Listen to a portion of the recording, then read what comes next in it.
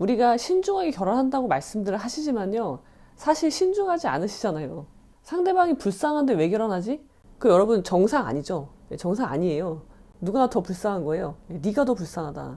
정신병입니다. 예, 여러분 안녕하십니까? 오늘은 즐거운 일요일입니다. 저는 일요일 날도 나와서 가끔입니다. 가끔 나와서 일을 하는 거죠. 자영업자는 어쩔 수가 없습니다. 자영업자는 365일 대기하고 있는 언제라도 일하는 모드로 옮겨갈 수 있도록 잠시 자영업자의 어려움을 호소해 봤고요. 자, 오늘 여러분들에게 드릴 말씀 주제는요, 결혼은 봉사활동이 아니다. 제가 여러분 제목이요, 어떤 분들은 저한테 제목을 잘 뽑는다, 어그로성 있는 제목을 잘 뽑는다는 이야기죠. 그렇게 말씀하시지만 제가 어그로를 끌려고 하는 게 아니라 상담하는 가운데 나오는 말입니다. 제가 뭐 이혼 상담이든 결혼 상담이든 연애 상담 그런 걸 할 때 하다 보면 뭐 주옥 같은 제목들이 많이 쏟아져요. 그 중에 하나입니다. 또 제가 한 말도 아니고요. 본인의 결혼 생활을 평가해서 내가 왜 결혼을 하게 됐는지 그 부분을 이야기하시면서 스스로 내린 정리하는 부분이에요. 제가 어떤 것을 뭐 꾸며서 과장해서 재밌으라고 하는 말이 전혀 아니라는 말씀을 드리고, 놀랍게도 제 영상에 나오는 그런 자극적인 말들은요, 사실이다. 우리의 생각보다 현실은 더 자극적이고 더 충격적이다. 그런 일들이 일어나고 있다. 그것이 현실이다. 그리고 저는 유튜브 영상을 통해서 여러분들에게 그것을 깨우쳐 드리고 싶은 것 뿐이에요. 제발 현실을 직시해라. 환상에서 깨셔라. 그런 말씀을 드리고 있습니다. 자, 저는 상담을 기본적으로 1시간을 하는데, 그러니까 30분만 할 수 없느냐? 어떤 분은 5분이면 된다 라고 얘기하시는 분이 있지만 그럴 수는 없습니다. 왜냐하면 법률 분쟁이라는 거는 그것만 딱 발생하는 게 아니라 그 전후에 사정이 있어요. 그리고 거기에서 해결의 실마리들이 나오기 때문에 그거를 듣지 않고 어떤 법률 판단을 하기는 매우 어려운 거죠. 그래서 제가 생각할 때는 1시간은 기본이라고 생각을 합니다. 자, 아무튼 이혼 상담을 할 때 저는 어떻게 결혼에 이르게 됐는지 그거를 반드시 여쭤보고 그 부분에 대한 질문을 해요. 근데 쓸데없는 질문이라고 생각할 수 있지만, 예를 들면은 내가 30년 전에 결혼했어. 그러면 30년 전에 그걸 떠올리기도 쉽지 않고 그게 왜 중요하냐, 이혼을 하는데, 그렇게 생각하실 수 있지만, 삶이라는 관점에서 보면요, 내가 왜 그때 그렇게 생각하게 됐는지를 알아야지 지금 내가 왜 이렇게 생각을 하는지를 알 수가 있어요. 그래서 결혼에 대한 과정을 반드시 여쭤보는데요, 놀랍게도 여러분, 우리가 신중하게 결혼한다고 말씀들을 하시지만요, 사실 신중하지 않으시잖아요. 자, 제 댓글에 모든 사람들이 신중하게 결혼합니다 라고 댓글을 다신 분이 있는데 거짓말입니다. 제가 그건 따로 영상에서 말씀을 드릴게요. 그러면 어떤 사고의 흐름으로 결혼을 하셨냐? 그러니까 드러난 사고 말고요. 그 공식적인 결혼 사유 말고 내가 속으로 생각한 결혼 사유가 있잖아요. 진짜 생각한 거. 그거를 말씀드리는 거예요. 누구에게도 말을 하지 않았던, 부끄러워서 아니면 너무 이기적이라서 여러 가지 이유로 아무에게도 말을 하지 못하지만 내가 이 결혼을 결정한 내심의 사유가 있단 말이에요. 진짜 이유. 근데 그걸 얘기하셔야 되는 거예요. 겉으로 드러난 뭐 포장해서 거창하게 포장하고 그런 거 말고 그런 걸 이야기하시면 안 되는 거죠. 자, 그래서 그 이야기를 들으면요, 그 내면의 결혼 사유를 진짜 결혼 사유를 들으면요, 놀랍게도 여러분, 상대방이 불쌍해서 결혼한 사람 매우 많습니다. 상대방이 불쌍한데 왜 결혼하지? 물론 불쌍해서 이혼 못 하시는 분도 많아요. 자, 그래서 결혼은 봉사활동이 아닙니다 라는 명제가 나오는 거예요. 애인이야. 자, 얘랑 5년을 사귀었어. 뭐 3년을 사귀었어. 1년을 사귀어도 마찬가지야. 근데 얘가 불우해. 불우한 어린 시절을 보내서 예를 들면은 가족끼리 단란하게 외식해본 적이 없어. 그런 경험조차 없는 사람이야. 너무 마음이 아픈 거죠. 나는 어릴 때부터 그래도 경제적으로 순탄한 가정에서 태어났고 부모님의 사랑을 받으면서 자랐어.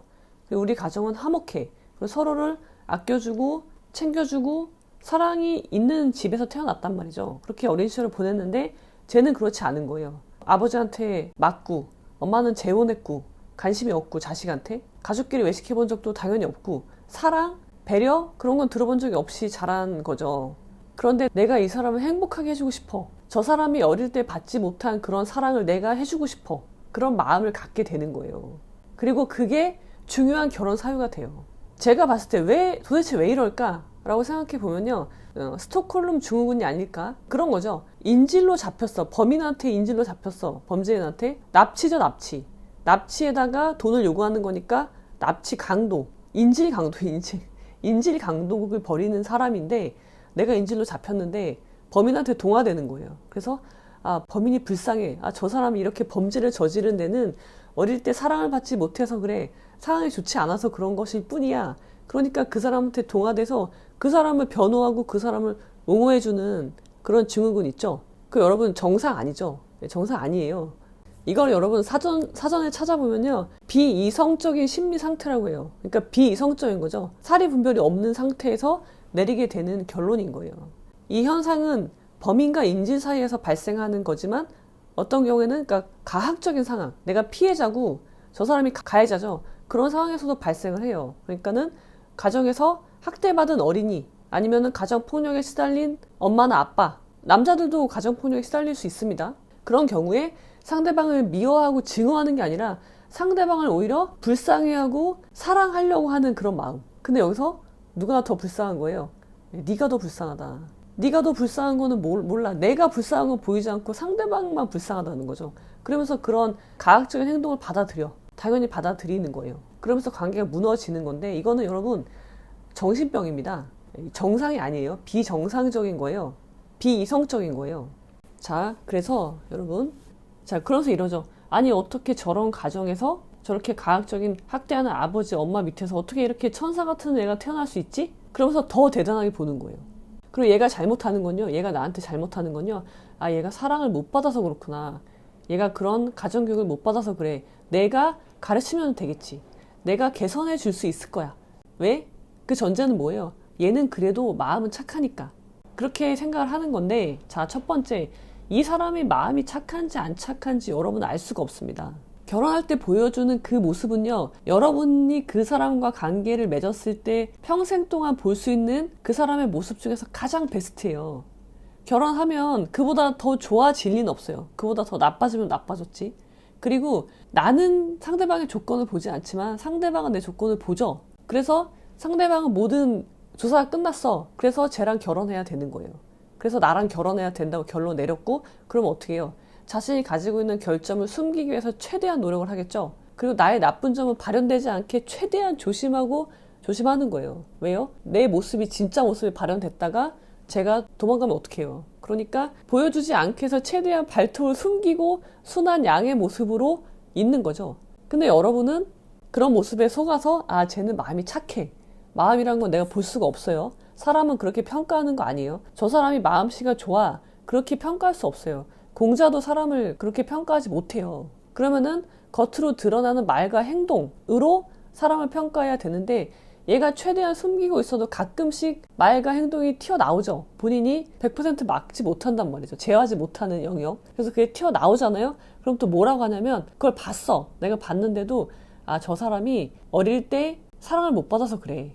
저거는 내가 사랑으로 감싸줘야지. 기껏 본 거조차도 그렇게 묻어버린단 말이에요. 그러면서 처음부터 상대방의 결핍을 채워주기 위해서 희생하기 위해서 결혼을 하시는 분이 있습니다. 매우 잘못됐다고 저는 봐요. 사리 분별이 없는 상황이에요. 그러면 또 제가 이렇게 말씀드리면 그러면 어릴 때 불우하게 자란 사람은 결혼하지 말란 얘기냐? 라고 댓글이 또 달리겠지만 그런 말씀이 아니죠.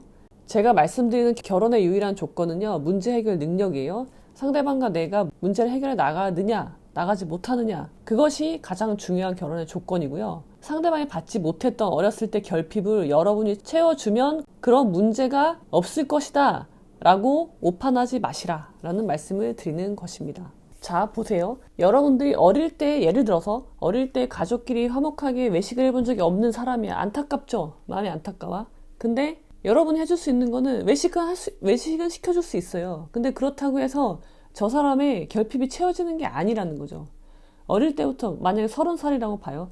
30년 동안 학습받아온 것이 여러분의 한 번의 행동으로 바뀔까요? 바뀔 수 없어요. 그리고 이런 분이 있었어요. 내 남편의 이제 결혼을 앞두고 남편의 집에 가서 인사를 드리는데 부모님이나 집안 환경이나 부모님이 이상한 거예요. 그래서 속으로 생각하는 거죠. 아니 어떻게 이런 가정에서 이렇게 천사 같은 사람이 나올 수가 있을까? 라고 생각을 하고 더 애틋해하면서 더 안쓰러워하면서 아, 내가 이 사람이 받지 못했던 것들을 줘야 되겠다. 난 이 사람을 사랑하니까. 오로지 그 마음으로 결혼을 했단 말이죠. 다른 건 다 필요 없어. 이 사람의 직업, 이 사람의 경제력, 나이 그런 거 다 중요하지 않은 거죠. 심지어 외모까지 이상형도 아니야. 근데 그런 스톡홀름 증후군에 빠져서 결혼을 결정해. 근데 알고 봤더니 뭐예요? 30년 동안 학습된 것들이 이제 결혼 과정에서 드러나기 시작하는 거죠. 그래서 열심히 희생하고 나를 갈아 넣었지만 내가 만든 가정의 모습은 나의 가정, 내가 어릴 때 자라온 가정의 모습보다 내 남편이 어릴 때 자라온 그런 가정의 모습으로 되어가고 있더라. 그런 거를 느끼시게 된 거죠. 그래서 이 사람은 천사가 아니고 그냥 내가 봤던 그 시부모님이죠. 시부모님의 모습과 동일한 모습이에요. 근데 내가 그 모습을 기어코 보지 않으려고 했던 것 뿐이지. 그렇습니다, 여러분. 사람을 평가하는 건요, 말과 행동 두 가지 뿐이에요. 근데 둘 중에 뭐가 더 중요하냐? 행동이 더 중요합니다. 그래서 상대방이 결혼으로 가기 위해서 자기의 본 모습을 많이 숨기는데 그러면서도 숨기지 못하는 행동들이 튀어나오거든요. 그런 행동이 튀어나왔을 때 여러분이 사랑과 희생과 봉사한다는 생각으로 그 행동을 간과하지 마시고 그 행동에서 실마리를 찾으시기 바랍니다. 결국 결혼 생활은 봉사활동하는 게 아닙니다. 희생으로 결혼 생활하는 거 아닙니다. 그리고 사람은요, 대가 없이 희생할 수가 없는 존재예요. 여기서 그 대가라는 건 내가 희생을 했을 때 상대방이 어떤 변화가 있거나 아니면 정서적인 안정감을 나에게 주거나 그런 것이 대가일 수 있는데 그것조차 없는 사람한테 내가 무작정 헌신하고 희생한다. 그거는 사람이 할 수 있는 영역이 아니고요. 신의 영역이죠. 근데 여러분은 사람이잖아요. 여러분이 사람인 것을 잊지 마시고 결혼을 할 때 봉사하겠다, 희생하겠다, 저 사람의 결핍을 채워주겠다 그런 생각으로 결혼하시면 안 됩니다. 그럼 어떻게 되죠? 자, 지금은 제가 불쌍한데 이제는 나도 불쌍해지는 그런 삶이 여러분들을 기다리게 될 겁니다. 그리고 아이가 태어났다. 그럼 어떻게 돼요? 그 아이까지 불쌍해지게 될 겁니다. 제가 피를 토하는 심정으로 드리는 말씀을 곰곰이 생각해 보시고 아직 결혼 안 하셨다면 반드시 신중하게 결혼하시기 바랍니다. 신중하게 결혼하는 방법은 제가 하는 헛똑똑이를 위한 결혼 수업을 반드시 들어보시고 상대방을 평가하시기 바랍니다. 자, 그럼 여러분들 행복한 삶을 기원 드리면서 오늘은 여기까지. 온수기가 왜 안 들어왔죠? 하신대. 네? 온수기. 오기 전에 설치하는 게 더 좋답니까? 자리가 좋지는 거예요. 자리가 넓겠지. 몇 시에 끝나요? 6시로 해 그럼?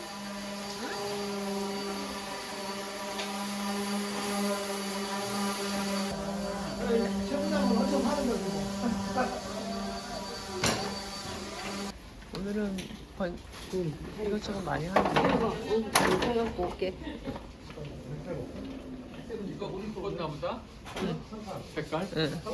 한 번 더 붙여버렸나? 응. 이게 더 낫더라고.